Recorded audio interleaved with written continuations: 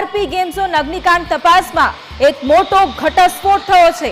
પૂર્વ TPO સાગઠિયાની ACB સમક્ષ ચોંકાવનારી આ કબૂલાત। ગેમ ઝોનનું ડિમોલેશન ન કરવા સાગઠિયાએ લાંચ લીધી હતી। બીજેપી કોર્પોરેટર નીતિન રામાણીએ ભલામણ કરી હોવાનો અહીંયા ખુલાસો થયો છે।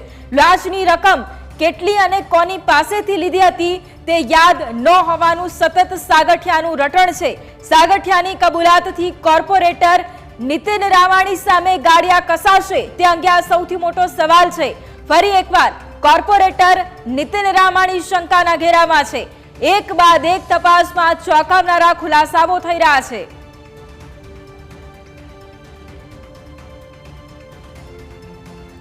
તો ટીઆરપી ગેમ ઝોન અગ્નિકાંડ તપાસમાં એક મોટો ઘટસ્ફોટ થયો છે। પૂર્વ ટીપીઓ સાગઠિયાએ એસીબી સમક્ષ એક ચોંકાવનારી કબૂલાત કરી છે। ગેમ ઝોનનું ડિમોલેશન ન કરવા માટે સાગઠિયાએ લાંચ લીધી હતી તેવો ખુલાસો સાગઠિયાએ કર્યો છે।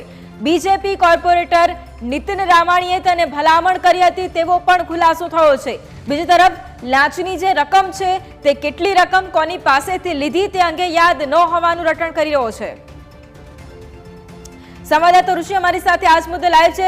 ઋષિ, એક બાદ એક રાજકોટ ટીઆરપી ગેમ ઝોન જે અગ્નિકાંડનો આ ગેમ ઝોન હતો તેમાં એક બાદ એક ખુલાસાઓ થઈ રહ્યા છે। સાગઠિયાએ આખરે પોતાનું મોઢું ખોલ્યું છે અને તેમાંથી નીતિન રામાણી પર પણ એમણે આક્ષેપ કર્યા છે। અત્યારે શું વધુ અપડેટ મળી રહી છે?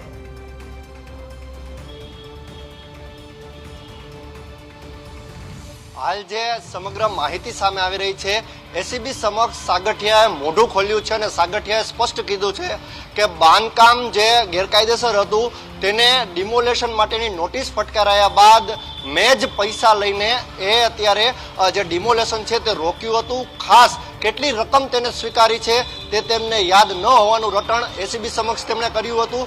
સાથે નીતિન રામાણી જે ભારતીય જનતા પાર્ટીના કોર્પોરેટર છે તેને પણ ભલામણ કરી હોવાનું તેને સ્પષ્ટ એસીબી સમક્ષ સ્વીકાર કર્યો છે। પરંતુ જે રીતે ન્યૂઝ કેપિટલે પણ નીતિન રામાણી સાથે વાત કરી હતી તેને સ્પષ્ટ કહ્યું હતું કે ઇમ્પેક્ટ ફી મામલે મેં ભલામણ કરી હતી પરંતુ સાગઠિયાને હું મળ્યો નથી। જ્યારે બીજી તરફ સાગઠિયાએ સ્પષ્ટ એસીબીને કીધું છે કે હા, નીતિન રામાણીએ મને ભલામણ કરી હતી। તેમણે અત્યારે લાંચના પૈસા સ્વીકાર્યાનું સાગઠિયાએ એસીબીને સ્પષ્ટ કીધું છે પરંતુ કેટલી રકમ સ્વીકારી, ક્યારે સ્વીકારી તે તેમને યાદ ન હોવાનું રટણ કરી રહ્યો છે। પરંતુ એક બાદ એક ખુલાસા ટીઆરપી ગેમ ઝોન અગ્નિકાંડ મામલે અત્યારે સામે આવી રહી છે। ત્યારે નેતાઓ પર કાર્યવાહી ક્યારે તે સૌથી મોટો સવાલ હજુ પણ સામે આવી રહ્યો છે। જી બિલકુલ, આભાર ઋષિ તમામ જાણકારી માટે। તો જે પ્રમાણે રાજકોટ અગ્નિકાંડને લઈને એક બાદ એક ખુલાસાઓ થઈ રહ્યા છે।